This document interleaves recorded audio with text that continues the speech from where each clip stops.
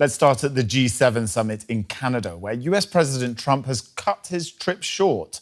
The White House says his early departure is due to the situation in the Middle East. The announcement comes just hours after Trump issued a warning to Iran on his Truth Social platform, urging people to immediately evacuate the Iranian capital, Tehran. Trump has reportedly directed his national security team to meet in the Situation Room back in Washington. Here's what Trump told reporters just hours before the announcement that he would be leaving Canada. I think Iran basically is at the negotiating table where they want to make a deal. And as soon as I leave here, we're going to be doing something, but I have to leave here. I want to see no nuclear weapon in Iran, and we're well on our way to making sure that happens. Right, let's get some more on this. We can cross over to DW correspondent Jannelle Dumalaon, who's in Canada for the G7. What can we expect from the US president when he returns to the White House with all of this that we know, the Situation Room being prepared, etc.? Jack, so as you know, the president is in the air as we speak, expected to land in Washington, D.C. In the next few hours. Now, we know that the reason for his departure has been cited as that escalating crisis between Iran and Israel, that crisis that has overshadowed this entire summit. You played that clip there earlier where he was standing with Keir Starmer saying that when I leave here, we're going to do something, indicating that departure was on his mind. So the discussion here is that the reason that he is leaving is that he finds himself in a sort of decision-making crossroads. So what is expected? He is expected to either decide to continue to pursue diplomacy with Iran or involve the U.S. militarily. So perhaps destroying remaining Iranian nuclear infrastructure buried deep underground, the so-called Fordo facility, with so-called American bunker busters using American B-2 planes. Now, we cannot confirm that exactly. That is the thinking currently here on the ground. He was asked by reporters here why he couldn't make further decisions on the Iran-Israel crisis from here in Canada and why he had to go back to Washington to do it. He didn't have an answer for that. But you mentioned that there are reports that the Situation Room is being prepared. So that tells us this is not a routine situation. The president personally perhaps wants to be in the Situation Room to direct crisis responses, to monitor real-term developments on the ground, and in order to get high-level briefings from military leaders, from the intelligence community. We can't tell you exactly what might unfold in the Situation Room, but these are significant developments indeed. How's it going down amongst the other G7 leaders that Trump left so early? It's meant to be a 3-day summit. Exactly. Well, my sense is that the G7 leaders who are remaining here in Canada, nobody has said that they are leaving early as well. They are taking pains to highlight the fact that Trump is leaving because of an emergency. It is not because of the G7. It's not because he doesn't believe in the G7 or no longer wants to engage in this multilateral process. So we heard from the likes of the host, Canadian Prime Minister Mark Carney. He said that he was fully briefed on the president's departure, on President Trump's departure. He said that he appreciated the president's presence, but that he fully understands. We also heard from the likes of French President Emmanuel Macron, who said something along similar lines. He said if there's an opportunity for Trump, he indicated that if there's an opportunity for Trump to kickstart talks again, to perhaps get ceasefire negotiations back on track, then this is an opportunity that he should take. Of course, one of the questions here that is remaining is what will become of this joint statement that the leaders actually wanted to sign on the Iran-Israel conflict.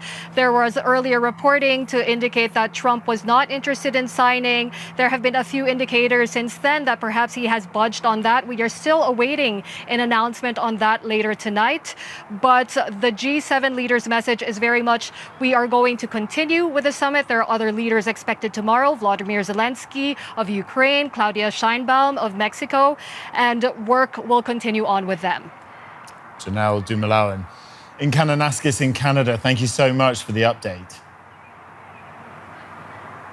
Okay, let's cross over to Sina Azodi. He's an assistant professor at the George Washington University, specializing in the Middle East, and he's joining us live from Washington, D.C. Welcome.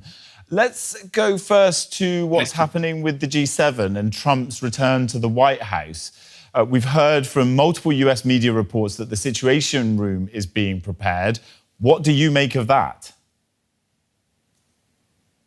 The reports are correct, but Pentagon officials recently, as I was getting ready for this interview, have said that the U.S. Is maintaining a defensive position and is not planning to join the war. It could change. It could be a ruse. The U.S. could switch sides and participate in offensive operations. This is something that the Israelis want. And actually, their former defense minister said this afternoon that the U.S. has an obligation to join them. Why? Because it is only the United States that has the capacity, ammunition, and ability to destroy the Fordo nuclear plant, which Israelis cannot do it on their own. So, of course, the Israelis would like to see it. But the problem for them is that President Trump has repeatedly said that he does not want to start another war in the region. His base of support does not accept it, and they prefer to basically stay out of the fight. And the U.S. position is that as long as the Iranians don't attack U.S. interests and bases, they will not participate. So let's talk about what Trump is doing here then, because he previously posted that everyone should evacuate Tehran. He's saying in Alberta in Canada that he wants a nuclear deal. What should we make of it? But also with that evacuation request, what should the people of Tehran, the Iranian capital, be doing? Well, Tehran is a very large city with 10 million population, 12 million in the morning when, during, working hours. So it is physically impossible to evacuate a city with that population in 3 hours or 4 hours that President Trump is giving them. It's physically impossible. My guess is that the president wants to intimidate Iranians to submit to the deal that he wants, which is basically giving up on the issue of enrichment. He has said repeatedly that what he wants is a deal that involves Iran not acquiring nuclear weapons. But the fundamental difference between Iranians and the Americans is the issue of domestic enrichment in Iran. So going back to your question, my sense is that he, by provoking people, by intimidating Iranians and creating chaos, he wants to submit Iranians to a deal that he really wants to have, because his two other foreign policy agendas, that is the war in Ukraine and the war in Gaza, have failed so far. Do you think that his plan might work? Will the Iranian leadership capitulate with this sort of ramped up pressure? Well, what Iranians have said repeatedly is that they're willing to significantly curtail their nuclear program in return for sanctions relief. However, my understanding of Iranians is that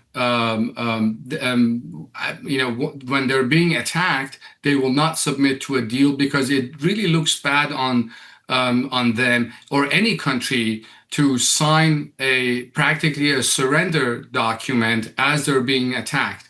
If I want to put it very simply, you cannot beat up a guy and say, "Come negotiate with me," or "You're going to get more beating."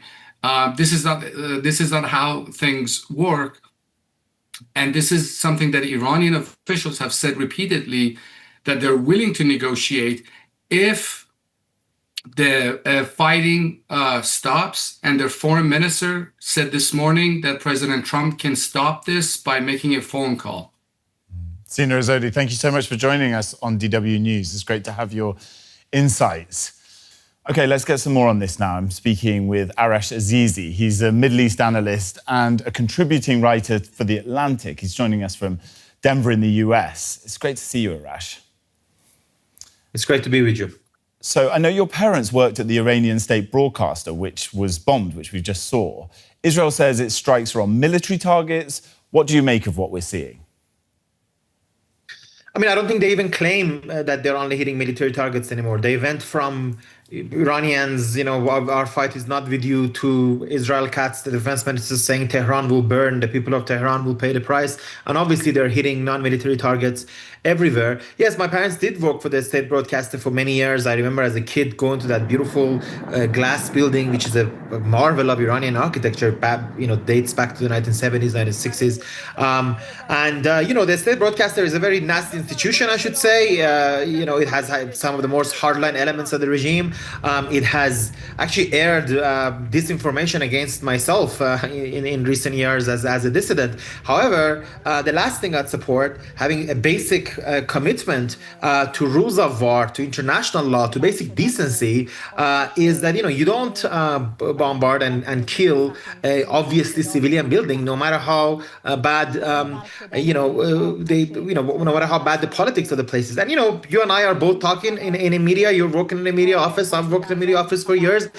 There's something, there's some basic element of respect that no matter what the views of Deutsche Welle or any other, association, media association is, shouldn't be targeted and killed in war. And the fact that so many people openly defended, I've seen American journalists already openly defending this. It's very sad. It used to be a big deal. Apparently now we are back to the rules of Genghis Khan when it comes to war, and it's baffling to me that more people don't oppose this obvious targeting. Let's talk about the Iranian side of this, though. Why isn't Iran able to protect such prominent locations and its TV stations, for instance, from these Israeli strikes? What's going on with the military? Well, first of all, I should say that Israel has an overwhelming military superiority over Iran, and it has overwhelming military superiority over every country in the region, and that's not accidental. It's because it's been a central doctrine of American foreign policy for a very long time that Israel should have military superiority over countries in the region, and they've made sure, to the tunes of billions of dollars to make that happen. So, I mean, that's why Israel has military superiority over Iran. But it's also the case, of course, that this is a foolish war brought upon the Iranian people by their own misleaders to a large degree. Iran and Israel as two nations have no reason to want to fight another. I'm very proud to be part of an initiative of 20 of us last night launched this call as Iranians and Israelis against the war, and already more than 1,000 people have signed it. That's because so many people in our two nations realize we have no reason to want to fight one another. But unfortunately, the foolish policies of Ali Khamenei, the supreme leader of Iran, that has tried to threaten Israel without also preparing the people of Iran at all. Not only they've dragged us to this war, there are no shelters in Iran. My family members now, a lot of them are, in Tehran in this very worrying night where Trump had just said everyone should evacuate Tehran. This is crazy. This is a city of 10 million people. The US president is now saying should be evacuated. So the Iranian leaders are to be blamed, but the openly war criminal leadership of Israel and the kind of support that it is getting also is obviously responsible. The threatening of a city of 10 million with destruction and asking everybody to leave is just one example.